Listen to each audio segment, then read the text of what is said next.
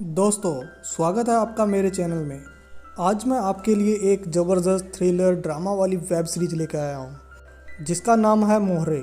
जिसकी शुरुआत हालांकि एक कबड्डी जैसे रॉयल गेम से होती है, लेकिन कैसे वो मनोरंजन से भरा खेल एक खिलाड़ी की जान ले लेता है, जिसके चलते अंडरवर्ल्ड से लेकर राजनीति के गलियारों तक सभी अपने ही जाल में फंसते चले जाते हैं। तो आइए इस कहानी को हम शुरू करते हैं। ये है गैंगस्टर बॉस्को, जो अपने गुंडों से सुनील नाम के एक नेशनल कबड्डी प्लेयर को पिटवा रहा था, क्योंकि सुनील की वजह से बॉस्को के 50 लाख रुपए डूब गए थे। दरअसल बॉस्को ने उसकी टीम के हारने पर 50 लाख की बेट लगाई थी, और इतना ही नहीं, बॉस्को ने सुनील को मैच से पहले हारने के लिए फ़ोन भी किया था, पर फिर भी सुनील की टीम जीत गई। इससे बॉस्को को बहुत गुस्सा आता है और सुनील को एक जिंदा कॉफिन में बंद कर देता है, जिससे उसकी सांस ना लेने की वजह से मौत हो जाती है। बॉस्को एक फार्मा कंपनी का मालिक होता है और साथ में कॉफिन बनाने का बिजनेस भी करता है। और ये है इंस्पेक्टर अर्जुन, जिस पर सुनील को खोजने का काफ़ी प्रेशर था, क्योंकि मैच के ख़त्म होते ही सुनील अचानक से गायब हो गया था। फिर अर्जुन डायरेक्ट बॉस्को के पास आकर सुनील के बारे में पूछता है, क्योंकि दोनों के बीच में काफ़ी अच्छे कनेक्शन होते हैं। तब बॉस्को कहता है, मैं उसे गायब क्यों करूँगा, हम दोनों तो काफ़ी अच्छे दोस्त थे। तभी बॉस्को के खास आदमी से अर्जुन की बहस हो जाती है, और बॉस्को के कहने पर वह शांत भी हो जाता है और कहता है कि बिना सबूत के तुम मेरे पर इल्ज़ाम नहीं लगा सकते। उसके बाद अर्जुन वहाँ से चला जाता है। अगले सीन में हम अस्मी नाम की एक रिपोर्टर को देखते हैं। तभी उसकी मुलाकात क्राइम रिपोर्टर राकेश से होती है। दोनों ही यहाँ सीएम का इंटरव्यू लेने के लिए आए होते हैं। फिर सीएम के वहाँ आने पर राकेश सीएम से कबड्डी प्लेयर सुनील के लापता होने के बारे में पूछता है, पर सीएम के पास इस राकेश की बातों का कोई भी जवाब नहीं होता। फिर राकेश सीएम की और भी सवाल पूछता है। तभी वहाँ सीएम पर गोली चल जाती है, जिससे भगदड़ हो जाती है और खूनी भाग जाता है।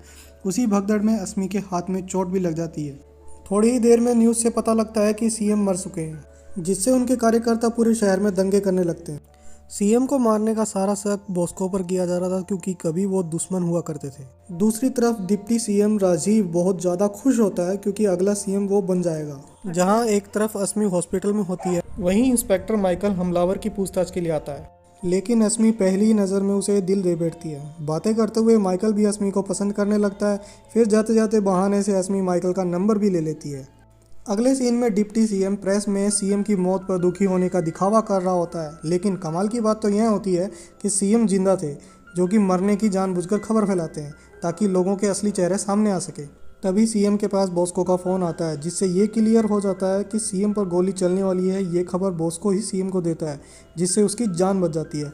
लेकिन सीएम बॉस्को पर ही शक करते हुए बॉस्को से कहता है, कहीं तुमने हमला करवाया हो और मेरी नज़र में अच्छा बनने के लिए मुझे बचा लिया हो। फिर बॉस्को जवाब देता है कि ऐसा कुछ नहीं है, अगर तुमने पुलिस को मेरी इन्वेस्टिगेशन करने से नहीं रोका तो मैं सच में तुम्हें मार दूंगा।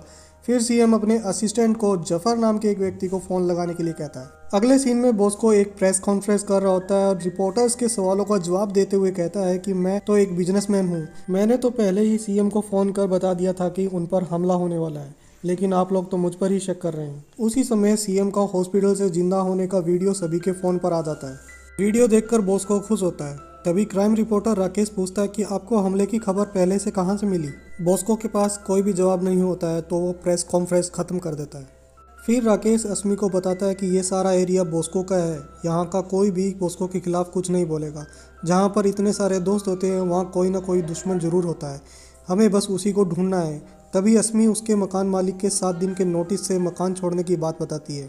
उसी समय राकेश रूम फॉर रेंट का बोर्ड देखकर खुश हो जाता है, क्योंकि इसी एरिया में दोनों को इन्वेस्टिगेशन करनी होती है। फिर जफर भी सीएम से मिलने के लिए आता है। दरअसल सीएम जफर के जरिए बॉस्को को ख़त्म करने के लिए बुलाया होता है। जफर एक पुलिस वाला होता है, साथ ही बॉस्को का पुराना दुश्मन भी। लेकिन जफर बॉस्को को मारने से मना कर देता है, क्योंकि सीएम बॉस्को के हर इलीगल काम में उसका साथ देता था। तभी जफर की पुरानी यादें ताज़ा हो जाती है, जिसमें बॉस्को उसको गोली मार रहा होता है, और वही गोली उसके शरीर में पिछले 22 साल से फंसी है। फिर बॉस्को को कानूनी तरीके से मारने के लिए स्पेशल फोर्स टीम की डिमांड करता है, जिस पर सीएम मान जाता है। अगले सीन में हम अस्मी को देखते हैं। वह उसी घर में रूम पूछने आती है। उस घर की ओनर मिस शेरल होती हैं, जो अस्मी को रूम दिखाने ले जाती हैं, फिर रेंट पर दे देती है। दूसरी तरफ डिप्टी सीएम बॉस्को के पास आता है, और उनकी बातों से हमें पता चलता है कि सीएम को बॉस्को नहीं, डिप्टी सीएम मरवाना चाहता था। उसी ने बॉस्को को सीएम की सुपारी दी थी, लेकिन सीएम बच जाता है, जिससे डिप्टी सीएम बॉस्को पर गुस्सा कर रहा था।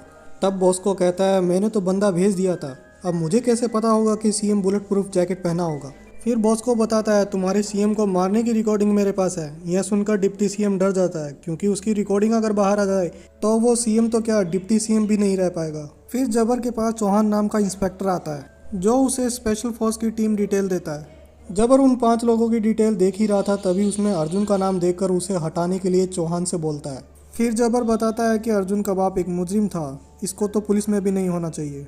उसके बाद हम बॉस्को के खास आदमी रजा को देखते हैं जो रिपोर्टर राकेश को ट्रेन से गिराकर मार देता है क्योंकि वो बॉस्को के काम में कुछ ज़्यादा ही घुस रहा था। दूसरी तरफ जबर अपनी टीम की मीटिंग बुलाता है तभी वहाँ अर्जुन भी आ जाता है।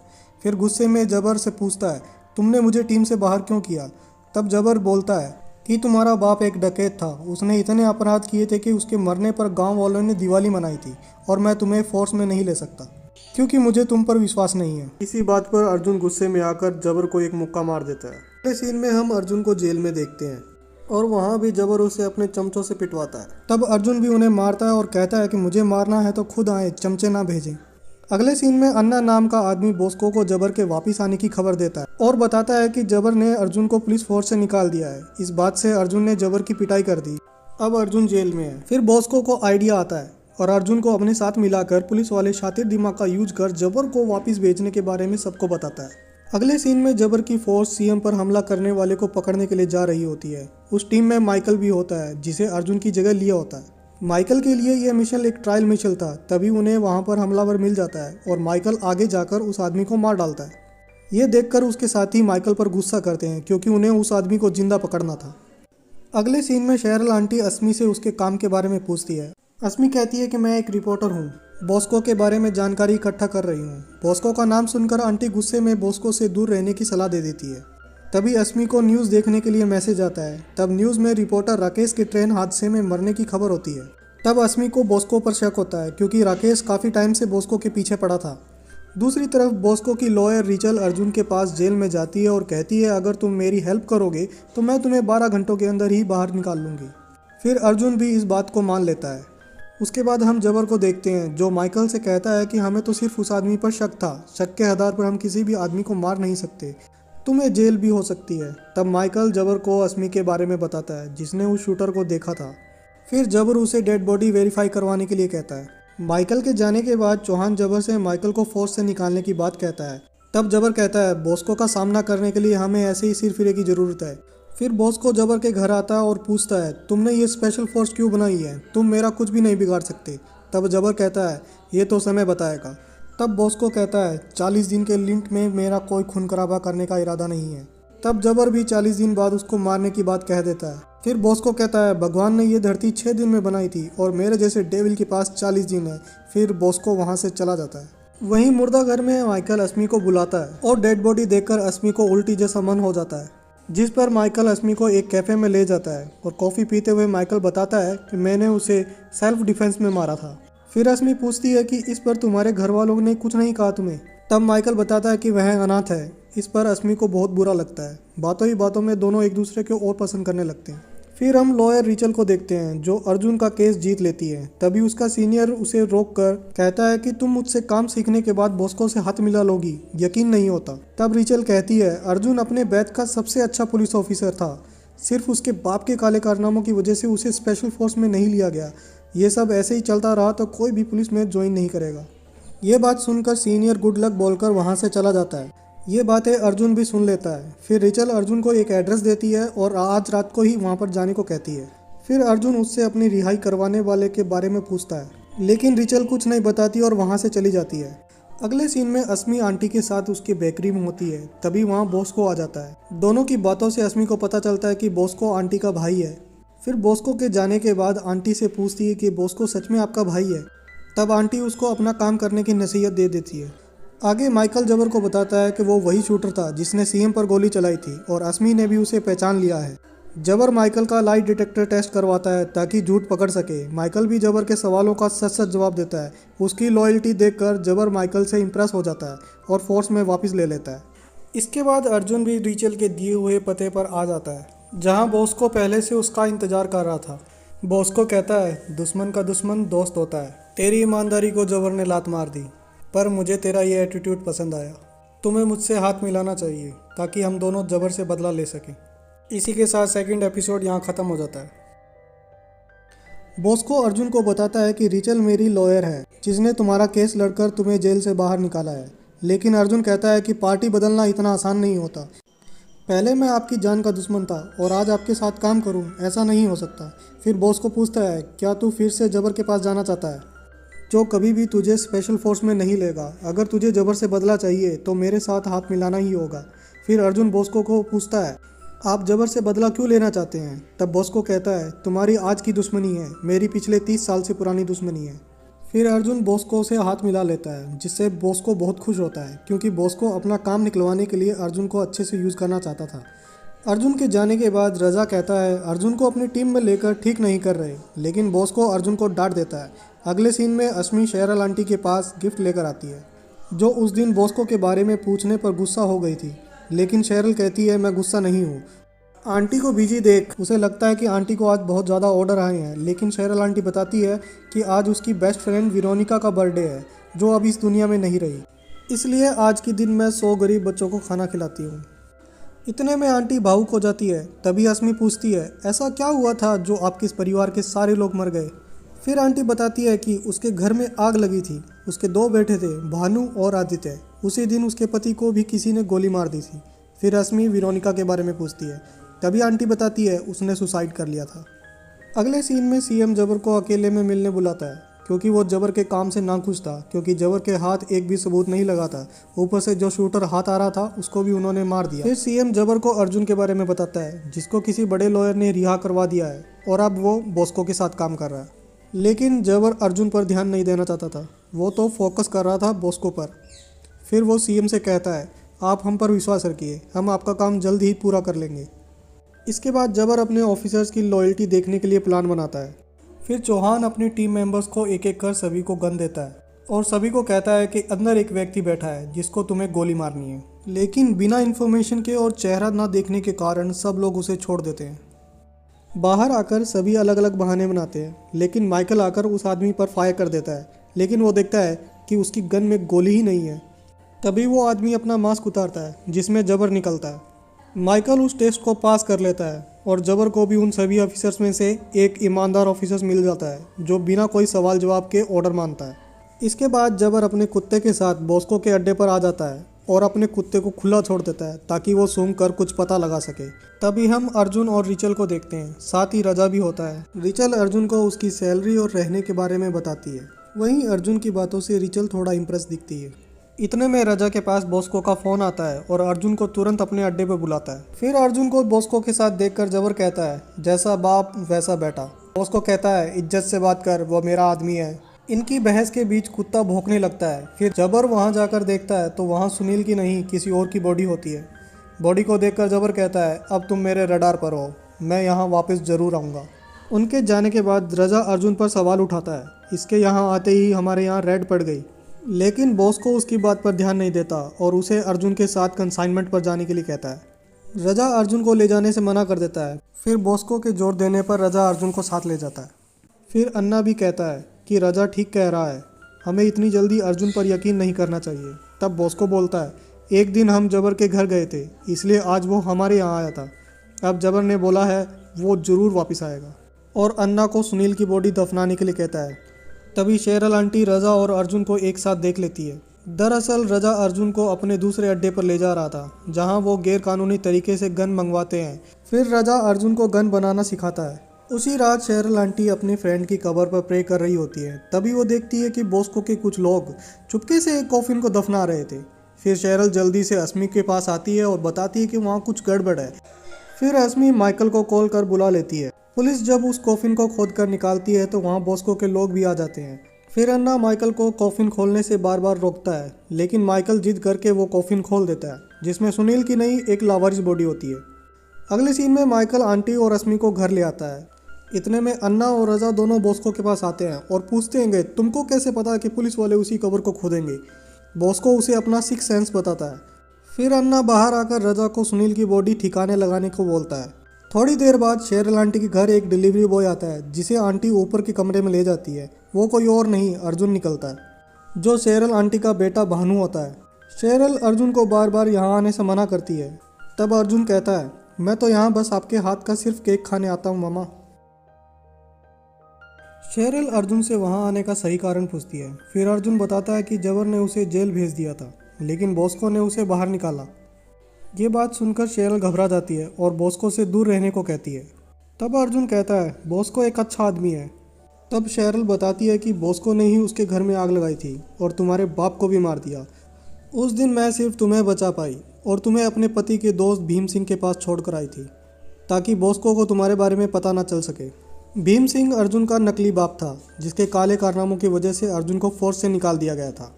अब शेरल फिर से अर्जुन को बॉस्को से दूर रहने को कहती है। इतने में शोर सुनकर अस्मी वहां आ जाती है। तब अर्जुन अपना मुंह छुपाकर वहां से निकल जाता है। अगले सीन में सीएम अपने घर में रिलैक्स हो रहा था। तभी उसका असिस्टेंट आकर उसे बताता है कि डिप्टी सीएम उसके पार्टी के 21 एमएलए को लेकर कहीं गायब हो गया है। इस पर सीएम बहुत परेशान हो जाता है। अगर मेजोरिटी उसके हाथ से चली गई तो वो सीएम बन जाएगा। फिर सीएम असिस्टेंट को सभी का पता लगाने को कहता है। तभी हम डिप्टी सीएम को देखते हैं, जो सभी को घुमाने के बहाने एक होटल में ले आता है। दरअसल डिप्टी सीएम गलत तरीके से सीएम की कुर्सी को हड़पना चाहता था। वहीं दूसरी तरफ अर्जुन को लेकर रिचल कोर्ट में आती है, जहां जबर पहले से मौजूद होता है। जबर अर्जुन को एक बार फिर उसके बाप के नाम से बेइज्जत करने लगता। तब रिचल जबर को अपने शब्दों को सही तरीके से यूज करने की सलाह देती है, क्योंकि रिचल अर्जुन को उसकी जॉब वापस दिलाने के लिए आई होती है। लेकिन जज के आने के टाइम में बदलाव हो जाता है, इसलिए रिचल वहां से अर्जुन को लेकर चली जाती है। कार में बैठकर अर्जुन रिचल को खाने के लिए इनवाइट करता है। रिचल भी हाँ ना करती हुई मान जाती है। अगले सीन में सीएम छुपता हुआ बॉस्को के पास आता है। फिर सीएम बॉस्को से हेल्प मांगता है कि डिप्टी सीएम उसके 21 एमएलए को लेकर कहीं चला गया है। तब बॉस्को कहता है तुम ये काम अपने सूंघने वाले कुत्ते जबर से क्यों नहीं करवाते। फिर सीएम कहता है मुझे सूंघने वाला नहीं, काटने वाला कुत्ता चाहिए।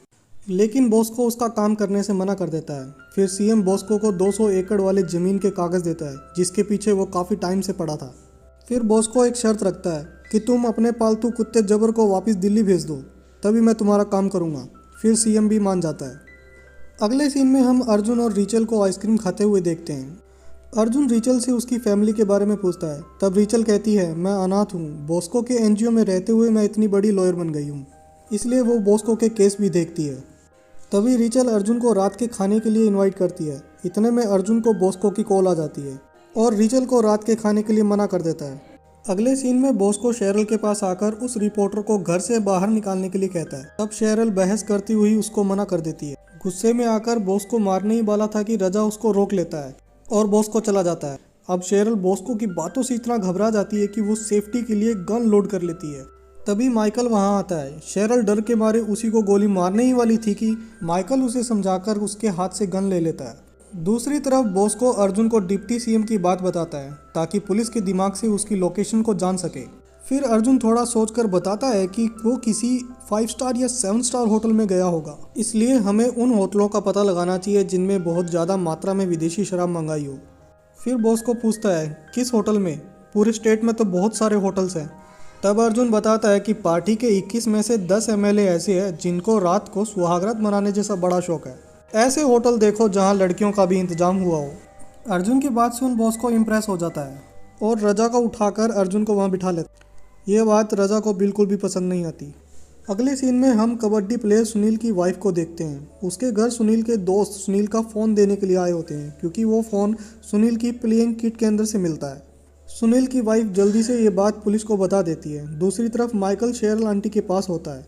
तभी उसको चौहान का फ़ोन आता है कि वो जल्दी से जल्दी कबड्डी प्लेयर सुनील के घर पहुंचकर उसका फ़ोन जब्त कर ले। तभी हम देखते हैं कि माइकल से पहले रजा वहां पहुंच जाता है और खुद को पुलिस वाला बताकर फ़ोन मांगता है। लेकिन सुनील की वाइफ उससे उसका आईडी मांगती है, जो उसके पास नहीं था। इसलिए रजा सुनील की वाइफ और उसके बाप को मारकर फ़ोन ले जाता है। तभी माइकल वहाँ आता है, लेकिन रजा को वो देख नहीं पाता। फिर माइकल जल्दी से ऊपर आता है, जहाँ उसे सिर्फ लाशें मिलती हैं। तभी रजा भागता हुआ रिचल के फ्लैट में चला जाता है, क्योंकि रजा के पास फ्लैट की डुप्लीकेट चाबी थी। रजा अपने साथ चॉकलेट भी लाया था, जिसको वो फ्रिज में रख देता है, क्योंकि रजा भी रिचल को पसंद कर रहा होता है। फिर वो फ्रेश होने के लिए बाथरूम में चला जाता है। थोड़ी देर में रिचल वहाँ आ जाती है। तभी रिचल के फ़ोन पर अर्जुन का मैसेज आता है, जिसे रजा पढ़ लेता है। दूसरी तरफ डिप्टी सीएम लड़कियों के साथ होटल में मज़े ले रहा था। तभी हमें पता चलता है कि उसमें से एक लड़की अर्जुन को सब कुछ बता रही थी। अगले एपिसोड में हम देखते हैं कि जोशी लड़कियों के साथ नाच रहा था। फिर वो थक कर बैठ जाता है। फिर वो लड़की उसकी थकान दूर करने के लिए एक गोली देती है। जोशी भी जोश में 2 गोलियां खा लेता है। दूसरी तरफ अर्जुन रिचल के घर जाता है। फिर रिचल खुशी में उससे पूछती है, तुम बिना बताए क्यों आ गए? फिर अर्जुन कहता है, मैंने तो मैसेज किया था और तुमने देखे भी थे।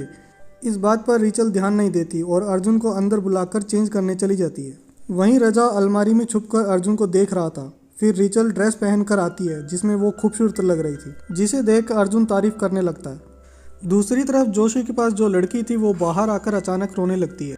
तब एक एमएलए वहां जाकर देखता है कि जोशी मरा पड़ा है। उसके बाद थोड़ी देर में पुलिस भी वहां आ जाती है। फिर जबर देखता है कि वो घबराया एमएलए फ़ोन पर सीएम से माफ़ी मांगता है और कहता है कि आज के बाद ऐसी गलती कभी नहीं करेगा। फिर सीएम कहता है कि किसी को भी पता नहीं चलना चाहिए कि जोशी की मौत गोलियों की ओवरडोज की वजह से हुई है। इस बात से पता चलता है कि जोशी को सीएम ने मरवाया है। तभी जबर एक प्लान बनाता है कि जोशी को ऊपर से वो गिरा देगा, जिससे ये मर्डर नहीं सुसाइड लगेगा। थोड़ी देर बाद एम्बुलेंस वहां आकर बॉडी को ले जाती है और उसके बाद जबर माइकल को बुलाकर कहता है कि जोशी की जो फोरेंसिक रिपोर्ट है वो किसी के भी हाथ नहीं लगनी चाहिए। दूसरी तरफ हम देखते हैं कि अर्जुन और रिचल डिनर कर रहे थे। तभी अर्जुन को ज़्यादा मिर्ची लगने लगती है। फिर रिचल पानी लेने के लिए फ्रिज खोलती है। तब वह देखती है कि वहाँ उसकी फेवरेट चॉकलेट रखी हुई है। फिर रिचल अर्जुन से पूछती है कि उसे उसकी फेवरेट चॉकलेट के बारे में कैसे पता चला। तब अर्जुन भी कह देता है कि उसे पता है। उसके बाद रिचल अर्जुन को कमरे में ले जाती है। वहीं रजा ये सब अलमारी से देख रहा था। वहीं उसको गुस्सा आता है और वहाँ से जाने के बारे में सोचता है। तभी सुनील का फ़ोन वहीं पर गिर जाता है।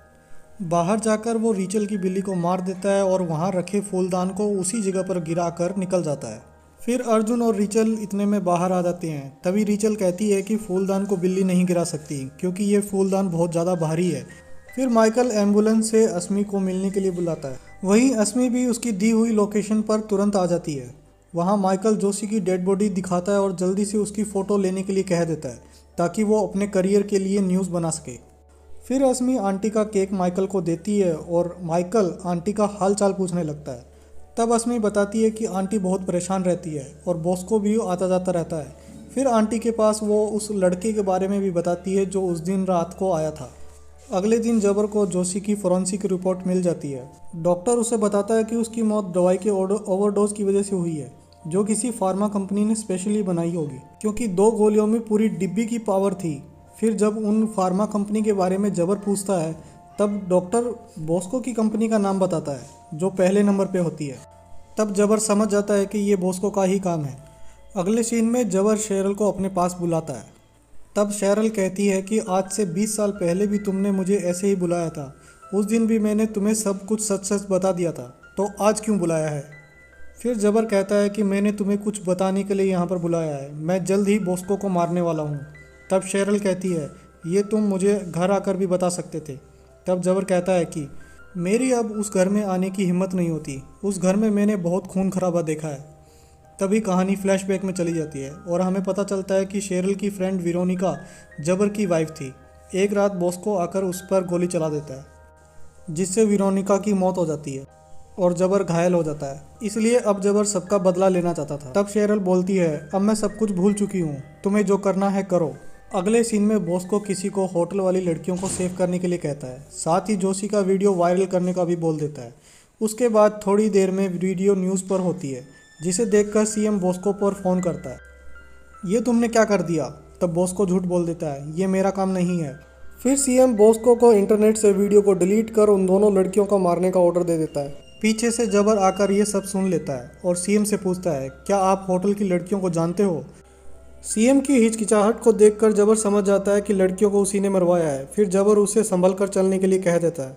दूसरी तरफ बॉस्को रजा से कबड्डी प्लेयर सुनील का फ़ोन मंगवाता है, जो रजा के पास नहीं था। इस बात पर बॉस्को उसे बहुत डांटता है। फिर बॉस्को अर्जुन को उन लड़कियों को सेफ रखने के लिए कह देता है। सीएम से बात कर जबर भी समझ जाता है और उन लड़कियों को ढूंढने के लिए अपनी टीम को ऑर्डर देता है। तभी हम देखते हैं कि अर्जुन और माइकल से पहले कोई तीसरा बंदा आकर उन दोनों लड़कियों को गोली मार देता है। एपिसोड 6 में हम देखते हैं कि सीएम जबर के काम से बहुत ज़्यादा नाराज़ होता है। तब जबर सीएम से 7 दिन का और टाइम मांगता है और कहता है कि इन 7 दिनों में बॉस्को के खिलाफ आपके पास पुख्ता सबूत होंगे। फिर सीएम वहीं से ही प्रेस कॉन्फ्रेंस करने बैठ जाता है, जहां रिपोर्टर अस्मी सभी मौतों का आपस में जुड़े होने की बात बोलती है। तब सीएम बड़ी ही चालाकी से जबर को बुलवाकर उसके मुंह से 7 दिन में सब कुछ सॉल्व करने की बात बुलवा देता है। वहीं दूसरी तरफ बॉस्को के हाथ जोशी की फोरेंसिक रिपोर्ट लगती है, जिसमें साफ साफ लिखा था कि जोशी की मौत दवाई के ओवरडोज की वजह से हुई है। इससे उसे टेंशन होने लगती है क्योंकि सबसे बड़ी फार्मा कंपनी उसकी ही थी। अगर ये रिपोर्ट बाहर आ गई तो सब लोग उसके ऊपर ही सवाल उठाएंगे, क्योंकि जबर ने जोशी को ऊपर से फेंक दिया था, जिससे ये सुसाइड दिख रहा था। तभी बॉस्को को सुनील की बॉडी के बारे में याद आता है, जिसको ठिकाने लगाने का काम अन्ना को दिया गया था। तब अन्ना बोलता है, मैंने उसे ठिकाने लगा दिया है। फिर दोनों जने देखते हैं कि जबर न्यूज़ में सब कुछ 7 दिन में निपटाने का बोल रहा होता है। फिर बॉस्को गुस्से में सीएम को फ़ोन करता है और पूछता है, आखिर तुमने इस जबर का ट्रांसफ़र क्यों नहीं करवाया अब तक। तब सीएम प्यार से बोलता है, 7 दिन बाद मैं खुद इसे यहाँ से भेज दूंगा। उसके बाद बॉस्को अर्जुन पर गुस्सा करने लगता है, क्योंकि अर्जुन को उन लड़कियों को सेफ रखने के लिए कहा गया था। लड़कियों के जरिए बॉस्को सीएम को ब्लैकमेल करना चाहता था। फिर बॉस्को को लगता है कि लड़कियों को जबर ने मरवाया है, लेकिन अर्जुन मना कर देता है, यह उसका काम नहीं है, क्योंकि जबर को लड़कियों की गवाही चाहिए थी, जिससे वो आपको अंदर कर सकता था। ये सुनकर बॉस्को इंप्रेस होता है और अर्जुन के पुलिस वाले दिमाग की तारीफ करता है। फिर अकेले में अन्ना बॉस्को से पूछता है कि तुमको फोरेंसिक रिपोर्ट किसने ला के दी। तब बॉस्को उसे अपना काम से काम मतलब रखने के लिए बोल देता है। अगले सीन में हम जबर को देखते हैं, जिसको लगता है कि हमारे बीच में कोई खबरी है, जो बॉस्को को सारी रिपोर्ट देता है। उसको सिर्फ माइकल पर शक होता है, क्योंकि माइकल सीएम के हमलावर को मार देता है। सुनील की फैमिली भी मर जाती है और सुनील का फ़ोन भी हाथ नहीं लगता। तब चौहान कहता है कि शायद इसके पीछे अर्जुन का हाथ है, लेकिन जबर सहमत नहीं होता और सभी का एक और लॉयल्टी टेस्ट करवाने का कहता है। फिर रिचल के घर रिपेयरिंग करने वाला अलमारी से सुनील का फ़ोन उठाकर देता है, जिसे रिचल अर्जुन का फ़ोन समझकर अपने साथ काम पर ले जाती है। पीछे से रजा आकर फिर से उस फ़ोन को ढूंढने की कोशिश करता है, लेकिन उसे फ़ोन कहीं भी नहीं मिलता। दूसरी तरफ जबर माइकल से कुछ सवाल जवाब कर रहा था। तब माइकल जबर को रिपोर्टर राकेश की मौत के बारे में बताता है कि शायद वो भी एक मर्डर था। यह सुनकर जबर उसे मर्डर का पता लगाने के लिए भेज देता है और पीछे से चौहान को उस पर 24 घंटे नज़र रखने को कहता है कि वो किन किन से मिलता है। फिर माइकल सीधा अस्मी के पास आ जाता है और कहता है कि पता नहीं क्यों जबर मुझे आजकल बहुत शक की निगाहों से देखता है और अजीब अजीब से सवाल पूछता है। तभी रिचल माइकल को देखकर अपनी गाड़ी रोक लेती है, क्योंकि दोनों बचपन के दोस्त थे। ऊपर से शेरल आंटी सभी को एक साथ देखकर अंदर केक खाने को बुलाती है। दूसरी तरफ चौहान पल पल की खबर जबर को बता रहा होता है कि माइकल रिपोर्टर अस्मी के पास आया है और यहाँ पर बॉस्को की लॉयर रिचल भी आ गई है। वहीं केक खाते हुए अस्मी दीवार पर लगी एक फ़ोटो के अंदर लड़की के बारे में पूछती है। तब शेरल बताती है कि ये जबर की वाइफ और मेरी बेस्ट फ्रेंड वेरोनिका है। उसी वक्त माइकल को जबर का फ़ोन आता है और अपने पास बुलाता है। वहीं रजा बॉस्को को डरते हुए बताता है कि सुनील का फ़ोन उसे कहीं नहीं मिला। यह बात सुनकर बॉस्को रजा पर बहुत गुस्सा करता है और फ़ोन को दोबारा खोजने के लिए कहता है। ठीक उसी वक्त एक आदमी आकर बताता है कि अन्ना को कोई उठा ले गया है। दूसरी तरफ जबर माइकल से पूछता है कि तुम बॉस्को की लॉयर रिचल के साथ क्या कर रहे थे। तब माइकल उसे अपना बचपन का दोस्त बताता है और कहता है कि हम दोनों एक ही अनाथालय में बड़े हुए हैं। फिर चौहान कहता है कि अपनी सच्चाई को साबित करो। वहीं जबर एक गन देकर अंदर बैठे एक व्यक्ति को मारने का ऑर्डर देता है। अंदर के कमरे में कोई और नहीं, अन्ना होता है, जिसे माइकल गोली मार देता है। ये देखकर जबर की गलतफहमी दूर हो जाती है और चौहान से कहता है कि माइकल गद्दार नहीं है, नहीं तो वो बॉस्को के खास आदमी को नहीं मारता। फिर माइकल जबर को कहता है कि भगवान मुझे कभी माफ़ नहीं करेगा, क्योंकि मैंने आज एक निर्दोष की जान ली है। तब जबर कहता है कि इसमें तुम्हारी कोई गलती नहीं है, इसके मरने से शहर से क्राइम कम हो जाएगा। फिर माइकल चर्च में जाकर फादर से माफ़ी मांगता है कि आज मैंने एक निर्दोष की जान ली है, लेकिन वहाँ फादर नहीं बॉस्को होता है। 7वें एपिसोड में हम देखते हैं कि बॉस्को को पता चल जाता है कि माइकल ने अन्ना को ठोक दिया है। तो बॉस्को कहता है, तुमने बिल्कुल ठीक किया, क्योंकि अगर तुम उसे नहीं मारते तो जबर तुम पर कभी भरोसा नहीं करता और वो जल्द ही तुम्हें भी मार देता। इस बात से हमें पता चलता है कि माइकल बॉस्को के लिए ही काम कर रहा था। उस दिन जोशी की रिपोर्ट भी माइकल ने ही बॉस्को को दी थी और बॉस्को के कहने पर ही माइकल ने सीएम के हमलावर को मार दिया था। लेकिन बॉस्को और माइकल दोनों ही अन्ना की मौत से बहुत दुखी थे, क्योंकि अन्ना बॉस्को का बहुत अच्छा दोस्त था। फिर बॉस्को माइकल से पूछता है, अगर अन्ना की जगह मैं होता तो तुम क्या करते। इस बात पर माइकल कहता है कि मैं जबर को ही ठोक देता, क्योंकि माइकल बॉस्को के लिए कुछ भी करने के लिए तैयार था। दूसरी तरफ रिचल अर्जुन को घर में मिला हुआ फ़ोन दिखाती है। फिर दोनों उस फ़ोन को चार्ज लगाकर ऑन होने का वेट करते हैं। जैसे ही दोनों फ़ोन को ऑन करते हैं, उसकी लोकेशन पुलिस को तुरंत पहुंच जाती है। फ़ोन में सुनील की फ़ोटो देखकर अर्जुन समझ जाता है कि ये सुनील का फ़ोन है। फ़ोन के अंदर कुछ रिकॉर्डिंग होती है जिसमें बॉस्को सुनील को कबड्डी मैच हारने के लिए कह रहा था। तब अर्जुन समझ जाता है कि उस दिन बॉस्को रजा को फ़ोन के लिए इतना क्यों सुना रहा था। फिर अर्जुन कहता है कि हमें जल्दी यहाँ से निकलना होगा क्योंकि फ़ोन के ऑन होते ही पुलिस को यहाँ की लोकेशन मिल गई होगी, जिससे वो सब कभी भी यहाँ पर आ सकते हैं। वहीं बॉस्को माइकल से कहता है कि तुम वो रिपोर्ट डिस्ट्रॉय कर दो जो जबर के पास है।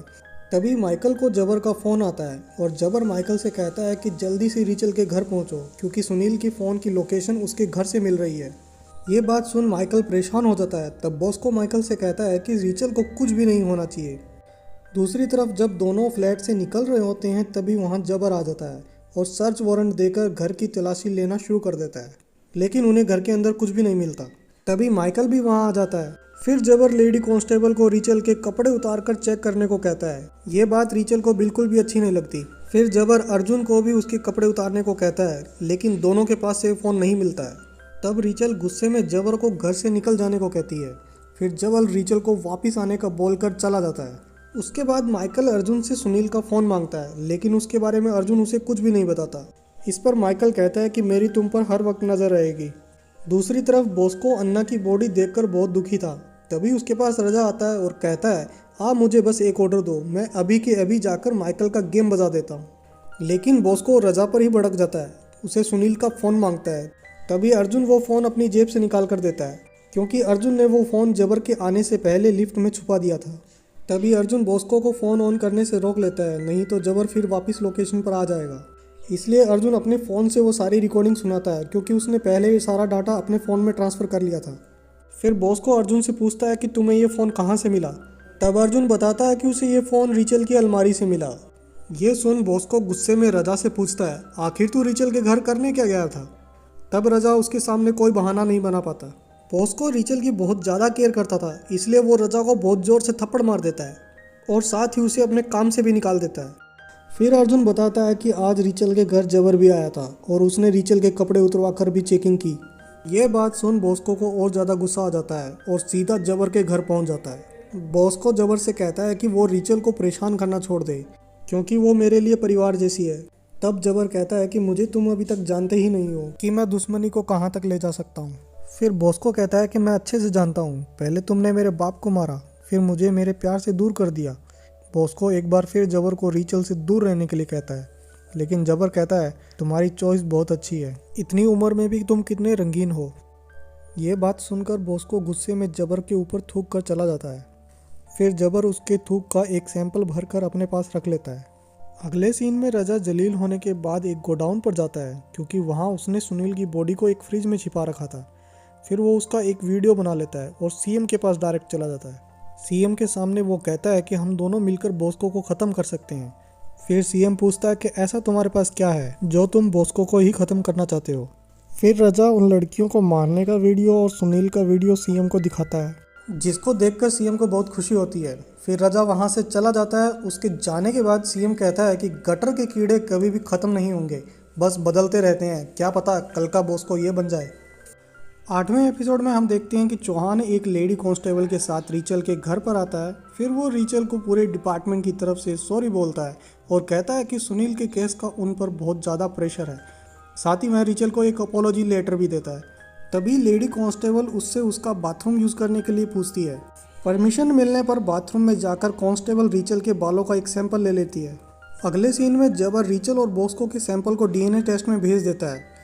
उसके बाद हम एक राइटर को देखते हैं जिसने अपनी बुक में अब तक हुए सभी गुंडों और गैंगस्टर के नाम लिख रखे थे, लेकिन इस बुक में बॉस्को का नाम नहीं था। इस पर सभी रिपोर्टर्स इस बुक पर सवाल उठाते हैं। तभी हम रजा को देखते हैं जो चर्च में बॉस्को से माफ़ी मांगने के लिए आया हुआ था। तब बॉस्को उसे चर्च के बजाय घर में आकर बात करने को बोलता है। फिर बॉस्को के कहने पर रजा उसके घर पर आ जाता है। बॉस्को के आते ही रजा उससे माफ़ी मांगने लगता है और कहता है कि मैं सिर्फ रिचल को प्रोटेक्ट कर रहा था और आज के बाद मैं ऐसी गलती कभी नहीं करूँगा। फिर बॉस्को रजा को अपने पास बिठाकर कहता है, जब तेरा बाप मेरे सामने मरा पड़ा था तब तेरी माँ तुझे छोड़कर भाग गई थी। उस दिन मैंने तुझे बचाकर तुझे ये ज़िंदगी दी है। ये सुनते ही अर्जुन के होश उड़ जाते हैं। उसको लगता है कि रजा कहीं उसका छोटा भाई तो नहीं। फिर अर्जुन सीधा शेरल के पास जाता है और पूछता है, क्या आपने उस दिन मेरे छोटे भाई की लाश को देखा था। तब शेरल उससे पूछती है, तुम्हें ऐसा क्यों लग रहा है कि आदित्य अभी भी जिंदा है। इस बात पर अर्जुन उसे कुछ भी नहीं बताता है और अर्जुन अपनी माँ से कहता है कि मुझे रिचल नाम की एक लड़की से प्यार हो गया है जो कि एक बहुत बड़ी वकील है। ये बात सुनकर शेरल को कुछ याद आता है और कहती है कि रीचल एक दिन यहाँ भी आई थी और उसका दोस्त माइकल भी यहाँ अस्मी से मिलने आता जाता रहता है। तभी अस्मी वहाँ आ जाती है, जिसे देखकर अर्जुन छुप जाता है। अस्मी उस राइटर की किताब में शेरल के परिवार की फ़ोटो देखती है और जिसमें उसके पति का नाम भी लिखा हुआ था। ये देखकर अस्मी बहुत ज़्यादा हैरान हो जाती है, क्योंकि शेरल ने उसे बताया था कि उसका पति बहुत अच्छा इंसान था। फिर अस्मी उस बुक के लेखक को फ़ोन करती है और पूछती है कि आपको ये फ़ोटो कहाँ से मिली। तब वो राइटर उसे एक लोकेशन बताता है और उसके बाद अस्मी डायरेक्ट उसी जगह पर पहुंच जाती है। वहां पर उसे शेरल और उसके पति के साथ काफ़ी सारी फ़ोटोज़ मिलती हैं, जिसको देखकर वो और ज़्यादा हैरान हो जाती है। अगले सीन में अस्मी अपने घर की तरफ आ रही होती है, तभी उसको कुछ गुंडे अपने साथ उठा कर ले जाते हैं। दूसरी तरफ जबर के पास डीएनए रिपोर्ट आ गई थी जो उसके खुद के साथ मैच हो रही थी। तभी हमें जबर का फ्लैशबैक दिखाया जाता है, जिसमें बॉस्को उसकी पत्नी वेरोनिका को गोली मार रहा था। साथ ही वहाँ पर एक बच्चे को भी दिखाया जाता है। फिर जबर एक अननोन नंबर से रीचल को फ़ोन करता है। तब रीचल बोलती है कौन है। तब जबर कहता है मुझे अपना बाप समझो। फिर वो कहता है कि सारी बातें फ़ोन पर नहीं हो सकती, मैं तुम्हारे सारे सवालों का जवाब दे सकता हूँ। इसके बाद जबर अपना फ़ोन काट देता है। वहीं हम बॉस्को के सामने अस्मी को बैठा देखते हैं। बॉस्को अस्मी को बता रहा होता है कि जबर पुलिस का सबसे करप्ट ऑफिसर है। लगभग 30 साल पहले उसने मेरे बाप को भी मार दिया था। फिर बॉस्को अस्मी को कुछ पुरानी फ़ोटोज़ प्रूफ के तौर पर दिखाता है, जिसमें जबर बॉस्को के बाप को गोली मार रहा होता है और बताता है कि आज से 30 साल पहले भी ये फ़ोटोज़ लीक हो गई थी, जिस पर जबर का ट्रांसफ़र कर दिया गया था, लेकिन सीएम ने उसे फिर बुला लिया है। ऊपर से माइकल भी जबर से मिल गया है। उसने मेरे सबसे अच्छे दोस्त अन्ना को भी मार दिया, जिसकी कोई गलती भी नहीं थी। ये सब सुन अस्मी बहुत हैरान परेशान होती है। दरअसल बॉस्को अस्मी के कान भर रहा था, क्योंकि वो चाहता था कि ये सारी बातें मीडिया में लीक हो जाए। अब कहानी फिर से एक बार पास्ट में जाती है, जिसमें जबर वेरोनिका को लेकर भाग रहा होता है और वहीं दोनों आगे जाकर कोर्ट में शादी कर लेते हैं। थोड़े टाइम बाद वेरोनिका प्रेग्नेंट भी हो जाती है। इससे पता लगता है कि रीचल का बाप कोई और नहीं, जबर ही है। वहीं प्रेजेंट में अस्मी अपने रूम पर आ जाती है, जिसे परेशान देख शेरल उससे वजह पूछती है। तब अस्मी उसे बताती है कि बॉस्को के लोग उसे उठा ले गए थे। तभी शेरल अस्मी के बैग में अपनी पुरानी फ़ोटोज़ देख लेती है, लेकिन अस्मी वो फ़ोटोज़ उनसे छीन लेती है। तब शेरल पूछती है कि तुम आखिर करना क्या चाहती हो। तब अस्मी बताती है कि मैं जबर को एक्सपोज करने वाली हूँ। वहीं दूसरी तरफ रीचल अपने फ्लैट में माइकल को उस फ़ोन कॉल के बारे में बताती है और उस आदमी के बारे में पता करने को कहती है। थोड़ी देर बाद अर्जुन भी वहाँ पर आ जाता है और रीचल पर गुस्सा करने लगता है, क्योंकि रीचल उसका फ़ोन नहीं उठा रही थी। तभी अंदर आने के बाद अर्जुन माइकल को वहाँ पर देखता है और दोनों फिर से बहस करने लगते हैं, जिससे रीचल परेशान होकर अंदर चली जाती है। फिर माइकल बताता है कि आज रीचल के पास किसी का फ़ोन आया था। वो कह रहा था कि उसे उसके परिवार के बारे में सब कुछ पता है। वहीं अस्मी भी टीवी पर जबर के बारे में सब कुछ बता देती है। वहीं ये न्यूज़ सीएम भी सुन रहा था। फिर सीएम कहता है कि आज मैं प्रेस में तुम्हारे बारे में थोड़ा गलत बोलूँगा। अगर मैंने ऐसा नहीं किया तो मैं भी डूब जाऊँगा। अब तुम ये केस बंद कर दो। लेकिन जबर कहता है कि आप मेरे बारे में कुछ भी गलत नहीं बोलोगे, क्योंकि हम जोशी को पॉइजन देने के जुर्म में बॉस्को को पकड़ लेंगे। तब सीएम कहता है कि ऐसा करने से बॉस्को अपना मुंह खोल देगा, लेकिन जबर कहता है कि आप मुझ पर भरोसा रखो। दूसरी तरफ माइकल अस्मी से पूछता है कि आखिर तुमने ये सब क्यों किया। फिर अस्मी कहती है कि तुमने भी तो बॉस्को के खास आदमी को मार दिया। तभी शेरन उसे बताती है कि उसको बॉस्को के लोग उठा ले गए थे। तब माइकल बॉस्को को फ़ोन करके पूछता है कि आपने अस्मी को अन्ना के बारे में क्यों बताया। तब बॉस्को कहता है ये तो मैंने जबर को अपने रास्ते से हटाने के लिए बताया था, और जबर को रीचल से दूर रखने के लिए माइकल को कहता है। लेकिन माइकल कहता है कि आप ये काम रजा से क्यों नहीं करवा लेते। इस पर बॉस्को उसे बताता है कि अब रजा गद्दार बन गया है, कहीं पे मिलेगा तो मार देना। वहीं पीछे अस्मी शेरल आंटी पर गुस्सा करती है और पूछती है कि आपके और कितने राज हैं, और फिर शेरल को उस किताब में फ़ोटो दिखाती है जिसमें लिखा था कि शेरल का पति एक गैंग वॉर में मारा गया था। तब शेरल को बहुत गुस्सा आ जाता है और अस्मी को अपना घर खाली करने को कह देती है। दूसरी तरफ जबर रीचल को 30 मिनट में एक लोकेशन पर मिलने के लिए कहता है। वहीं रीचल जब घर से निकल रही होती है तभी वहाँ रजा आ जाता है और जल्दी से अपना सारा सामान पैक करने के लिए कहता है और बताता है कि हम अभी के अभी यूके जा रहे हैं। इस पर रीचल उससे पूछती है कि ये सब तुम क्या कर रहे हो और मैं यूके क्यों जाऊँ। इस पर रजा उसको बताता है कि बॉस्को से तुम्हें बहुत ज़्यादा खतरा है। थोड़े ही टाइम बाद यहाँ का राजा मैं बनने वाला हूँ, क्योंकि सीएम ने मुझे ज़बान दी है।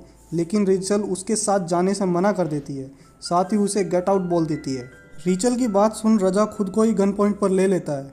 इतने में शेरल आंटी बॉस्को के पास पहुंच जाती है और फोटो दिखाकर कहती है, मेरा पति तेरा ड्राइवर था, ना कि कोई गुंडा। वो तेरी हर एक बात माना करता था। फिर शेरल बहुत गुस्सा करने लगती है क्योंकि वो ये सब अपने पति के खिलाफ बिल्कुल नहीं सुनना चाहती थी। इसलिए वो बॉस्को को एक ज़ोरदार थप्पड़ मार देती है और वहाँ से चली जाती है। लेकिन बॉस्को को इसका कोई भी फ़र्क नहीं पड़ता। तब अर्जुन बॉस्को को अंदर ले आता है। तब बॉस्को अर्जुन को बताता है कि शेरल अभी भी इस वहम में जी रही है कि उसके दोनों बच्चे मारे गए हैं, लेकिन ऐसा नहीं है क्योंकि उसके छोटे बच्चे को उस दिन उसने आग से बचा लिया था। ये सब सुन के अर्जुन के तो मानो पैरों के नीचे से ज़मीन खिसक गई हो। इसके बाद बॉस्को अपने कमरे में जाकर सो जाता है। उसके पीछे पीछे अर्जुन भी वहाँ पर आ जाता है और तुरंत अपनी गन लोड कर लेता है। अब क्या अर्जुन बॉस्को को ठोक देगा? ये तो अब हमें अगले सीजन में ही पता चलेगा कि उस दिन शेरल के घर में आग क्यों लगी थी। जैसे ही अगला सीजन आएगा हम इसका पार्ट 2 लेकर जल्दी आपके सामने आएंगे। अगर आपको हमारी वीडियो अच्छी लगी हो तो वीडियो को लाइक कर चैनल को सब्सक्राइब जरूर कर लें।